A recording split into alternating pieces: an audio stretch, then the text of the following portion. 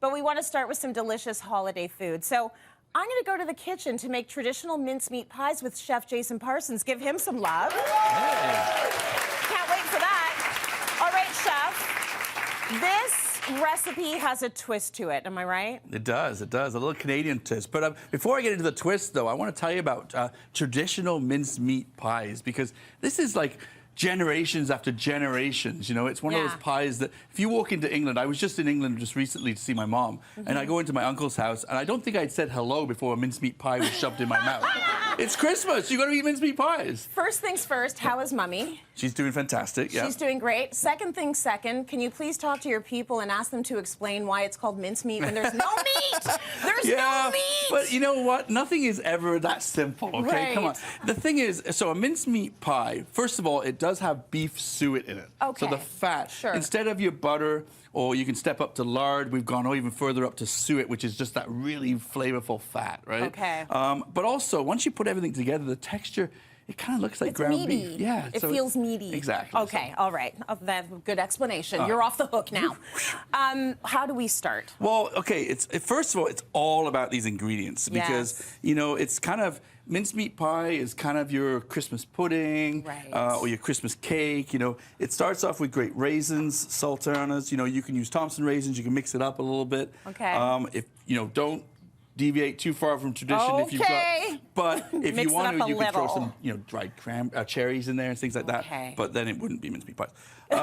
This is the one, though. It's the candied fruit. Right. That's the one that really brings the flavor to it, and also that texture, because it kind of binds it together. You know, you've got all your peel in there. But the interesting thing with this is make sure you get it fresh, because it's only used, tends to only be used like this time of year. So you want to go to a place where you can see that it's being bought and it's been kind of, you know, you don't want leftover, right? So, I mean, anybody who has like the fruit cakes that are from like 5 years ago. Like, well, once it's made, though, they get better and better, because the alcohol, you know, when you age alcohol? Yes.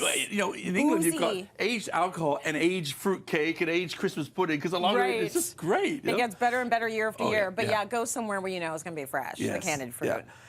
So then you've also, this is the suet, which is basically, it's the fat, like, it's not exactly, but can I give you an idea? Is, you know, when you get a strip loin steak and you got the fat on the top? Yes. Think of that. Yes. But it's more around the kidneys or in the different parts of the animal. But they've taken that, removed any meat from it, and then they've kind of just shredded it up, and you get this kind of suet. Okay, so I didn't know what that was, but it looks, and when you get it, it looks like that? Yeah, that's exactly how it looks. Okay, it sometimes comes in a bag that you might have to crumble it a little bit. Very nice. It's good. That's what's going to give you that unique flavor, really big, bold flavor. Okay. You know, apples, I've just diced them up. You know, you can leave the skin on if you want. It's up to you.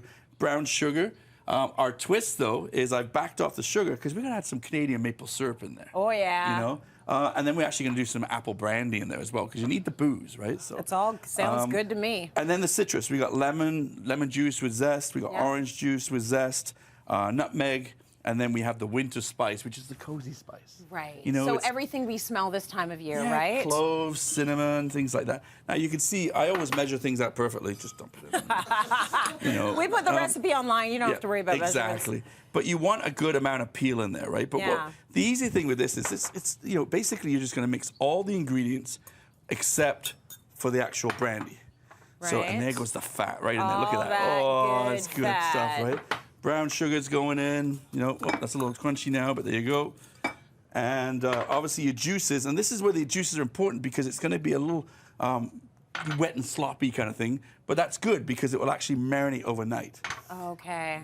Canadian so you need twist. To sit. Very nice. Maple syrup is good for everything. Oh, yeah, exactly. Good in your coffee, good in your baking, good in anything. Yeah, a little bit of spices in there. Nice. I would recommend the first time you make it, follow the recipe with the spices, and then after that, if you want to adjust it, you can. Do what you want. Because they do amplify. Yeah. But you just mix this up, let it sit overnight, and then once you're done, I put a piece of parchment on it, tin full, and I cook it in what I call like a double boiler or a steamer. But it'd be a pot like this that you put water in, pop in the oven 200 degrees, and leave it for like 3 or 4 hours. Okay. Really low temperature. Low. That fat is melting, the flavors are combining, and you end up with something that just looks so yummy. So this is it. That's it, this right? This is what you want. Yeah. So that's been sitting there. It's ooey gooey good. Yeah. It smells like, well, it smells suitably. Well, it needs to get drunk. Yeah, you didn't. Right. You didn't booze that one up yet. Here we go. So the booze goes in after, and the brandy is a little bit of brandy. Yeah. And then a bit more.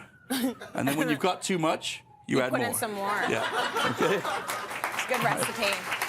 Because come on, you know? I have some fruitcakes that basically, if you're eating fruitcake, you're not driving. So, okay. It's like black cake. Yeah. That's our black cake. And then yeah, you've very got your filling. boozy. And so then now we make the tarts. So, you know, I mean, basically I've got one that's here. This stuff lasts forever too. Put it in a mason jar, you can forget about it. Now I'm going to get you to make a tart here as well. Sure. I'll do the buttery part. 'Cause So that's tell messy. them a little bit about these. So this is another little twist. You're making them teeny tiny cute little. Yeah, and I mean, mincemeat I put the pies. pie crust recipe on the website, so it's there. Okay, so you made the crust. You didn't go to the did. store and just buy No, them. and that's Okay. why I was going to say you can do that if you want. Yeah, but skip the a thing step.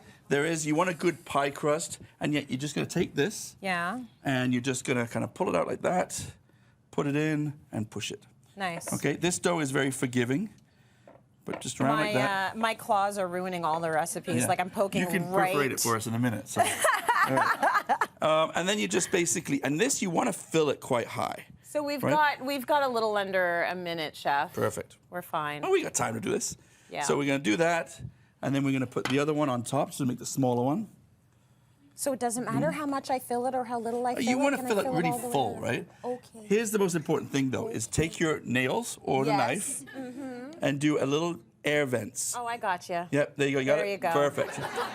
Mine's pink. Oh, that's nail polish. Never mind.